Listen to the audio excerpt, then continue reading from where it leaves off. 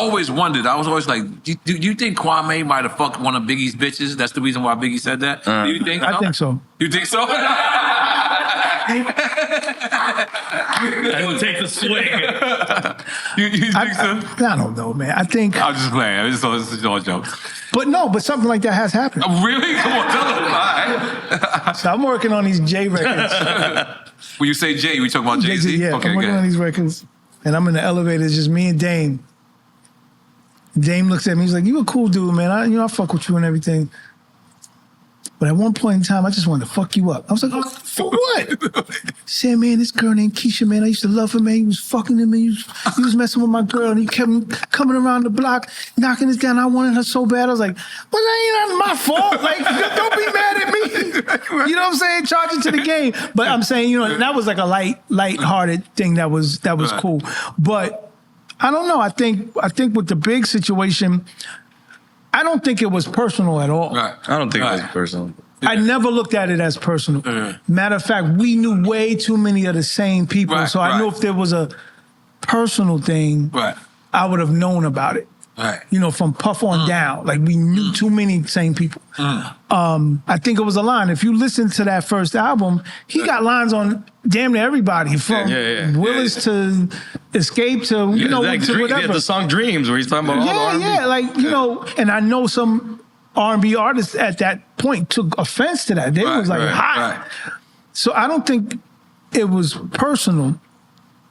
But as I look, during the time, it wasn't funny to me, but now I look back, it's the funniest thing in the world, because other people outside of me took it personal. And I didn't have a record out.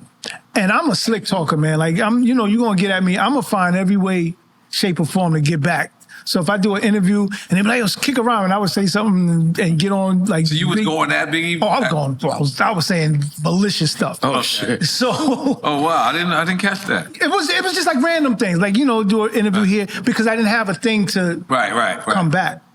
So why you always come across to me as a person that's not bothered. No, I'm not.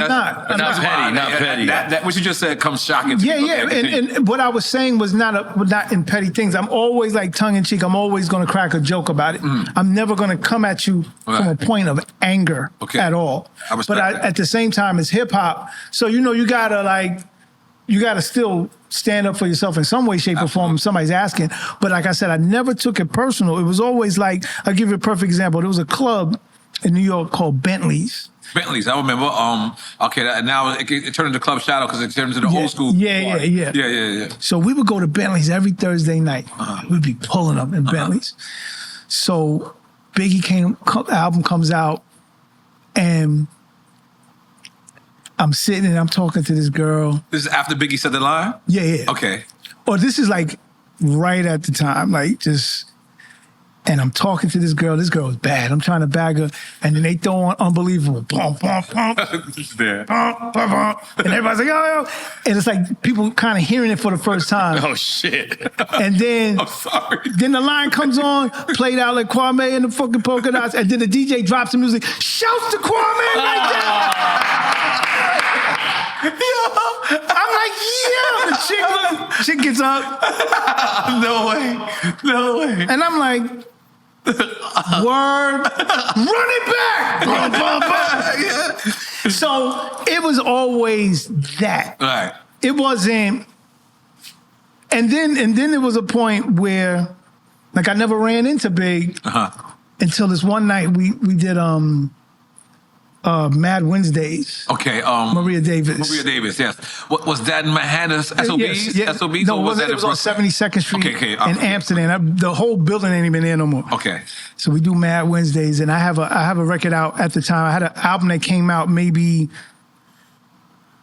a few months after Ready to Die. It's called Incognito.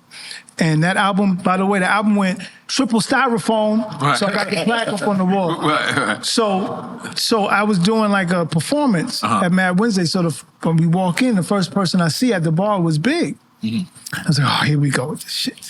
So I don't say nothing, he don't say nothing. We go into the thing, and I do my performance. We rock. We did well. And so Maria's like, well, we got a little controversy in the building. That Biggie Small said something about you on the record. He's here, you here. Y'all need to settle this beef or what y'all want to do. So I had dudes with me. This is the funniest shit ever. So but she means rhyming, obviously. I don't know what she meant. Okay, She was setting it up for whatever. Yeah, it was a whatever situation. Right. So Big had his guys with him. I had like four guys with me. Now, y'all know my style. I'm not going to be in the Timbs and whatever. I'm in a hard bottoms and a damn suit and a tie looking like the insurance man. Like a zoot suit? Yeah, no, I was just on my Dapper shit. Looking like, I don't know, Eddie Murphy and Boomerang or something. So I get off stage and like I said, I'm 5'6" at most. And I just remember Big walking up and him looking like he was 900 feet tall. And he was rolling a blunt like this thick. He was just, that's all I remember is the blunt and this mass coming at me. And he was like, yo, what the fuck you want to do? And I'm like, what the fuck you want to do? So we're talking. It was actual smoke? Like he was walking up, I wasn't. I never heard this. You weren't backing down. But all I heard in the back of my mind was Michael Jackson, Billie Jean.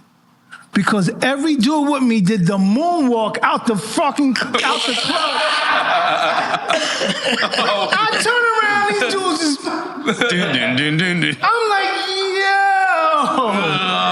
I'm like, are you crazy? Now, I want to say, I got to ask C's next time I speak to him. But we should call C's right now. I want to ask him if he was the one who stepped in between us. Okay. Because I don't remember. He stepped in between. He's like, what the fuck are y'all doing? Y'all bugging, blah, blah, blah. And Biggie was like, yeah, you know, you're right. And I was like, yeah. But I was like, I'm not even mad at y'all. I'm mad at them niggas that I came with for skating out. Right. And so, and then it turned into like, y'all not gonna be fighting up in the club. Y'all not gonna, and it's like, nobody fighting. Like, nah. Big, you leave out the front, Kwame, you leave out the back. You know, and so we had to leave the club. And then that was it from there. And I think that was the most that ever anything. But I just felt like that night was so funny because I just didn't know my boys knew how to do the moonwalk so well. And I never let them down for that. I'm like, yo, but y'all couldn't fight in your hard bottoms then? What's going on here? Do you feel that Biggie line kind of like really put a stop to your my rap career wasn't happening. This is 1994. My last big record was maybe 91. So you felt like it was already winding down. Yeah, like so it was like a nail in a coffin for that era. And that's I was actually telling that to people. I was like, I feel like that line was a nail in the coffin to the whole era. Yeah, before, it was like the Silky Suit, Father MC, Heavy D and the Boys, like that whole, even like Kane changed his style. Yeah. After like, that, you know, that whole era was now something new. I call it the grimy 90s. Grimy 90s already we're in here now, and that smooth early 90s, late 80s stuff. It's a different time. So that's why I said I don't take it personal. I never took it personal. Like Unbelievable is one of my favorite records, to be honest with you. Shout out Premier. Right. You know what I'm saying? And I've told Premier many times. You said Unbelievable? I love that record. Except that line? Or with that line? I hate that line. You should have your own version with it muted. But also what shows the respect that a lot of DJs had for me, because everywhere I went in the country, if that record would play, a lot of DJs would mute it if I was there. They would at least be that respectful to do that. Or say a different MC when it comes up. They would just spin it back or just mute it or just whatever they would do.